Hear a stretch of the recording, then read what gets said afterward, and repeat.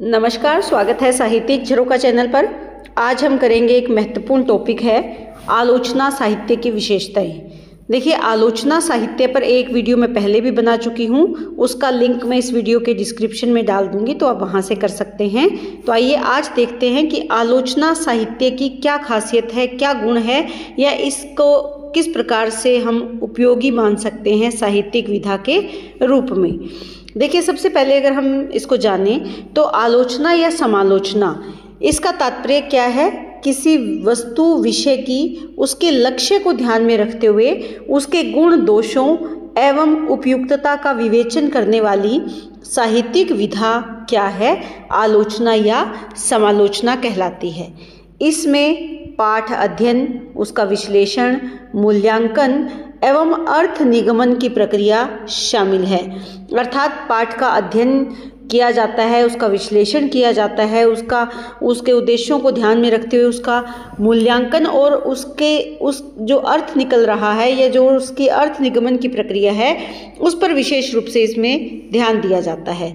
हिंदी आलोचना की शुरुआत की अगर बात करें तो कब से मानी जाती है? 19वीं शताब्दी के उत्तरार्ध में। और कौन से युग से? भारतेंदु युग से मानी जाती है।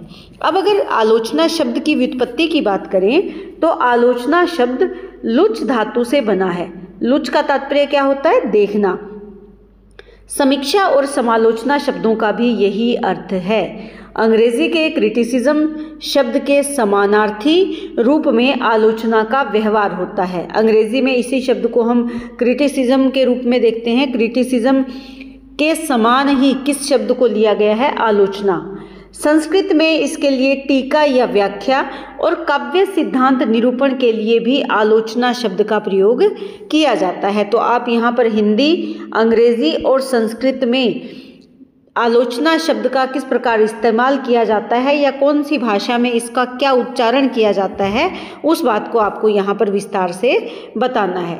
इसके बाद अगर परिभाषा की बात करें, जो इससे पहले मैंने वीडियो बनाया है उसमें मैंने कुछ और भी परिभाषाएं डाली है, वो आप वहाँ से देख सकते हैं। आज मैंने यहाँ पर आचार्य शुक्ल और रामचंद्र डॉक्टर श्याम सुंदर दास की परिभाषा डाली है, उसको आप देखें। तो यहाँ पर सबसे पहले आचार्य रामचंद्र शुक्ल की अगर बात करें तो ये क्या मानते हैं कि आधुनिक आलोचना संस्कृत के काव्य सिद्धांत निरूपण से स्वतंत्र है।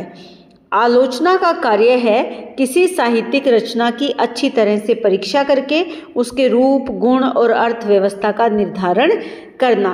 यानी इनका जो विचार है उसके अनुसार ये संस्कृत का जो काव्य सिद्धांत निरूपण है उससे अलग या स्वतंत्र मानते हैं। किसको? आलोचना को।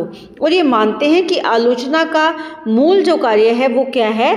उसका अच्छी प्रकार से रचना का उसका परीक्षण करें या उसकी परीक्षा करें, उसके बाद उसका कैसा रूप है, कैसे गुण है और उसकी जो अर्थव्यवस्था का निर्धारण है वो कब किया जाए, उसकी पूर्ण रूप से समीक्षा या आलोचना के बाद किया जाता है।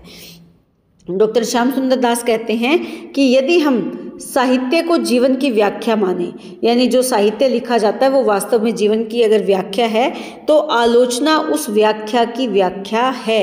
यानी आलोचना को उस व्याख्या की व्याख्या मानना पड़ेगा। यानी साहित्य क्या है? जीवन की व्याख्या है। और आलोचना क्या है? उस व्याख्या की, जो जीवन की व्याख्या है उसकी व्याख्या क्या है? आलोचना है।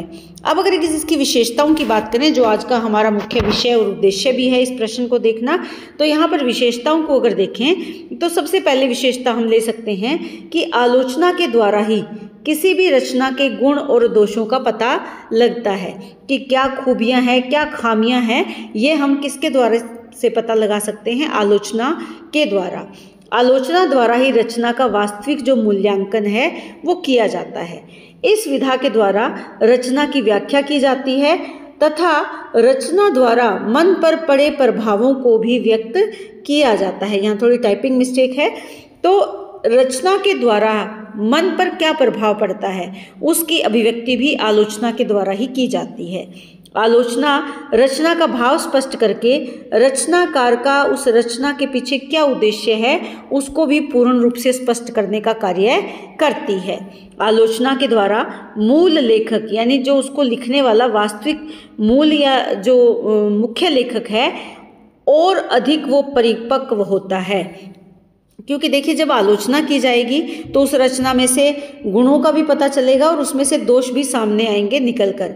जब मूल लेखक को अपनी रचना के गुण और दोष का पता चलेगा तो वो उनमें जो गुण हैं उनको अपनाएगा और दोषों को धीरे धीरे मुक्त कर हो जाएगा। उन दोषों में यानी लेखन कार्य में या विचारों की अभिव्यक्ति में जो उसके दोष आ रहे हैं उनमें वो सुधार करके और ज़्यादा परिपक्वता प्राप्त करेगा अपने लेखन में। तो इस प्रकार ये आलोचना की मुख्य विशेषताएं हैं जो हमारी विधा को या हमारी रचना को एक विशेष रूप में निखार कर उसे सामने लाती है।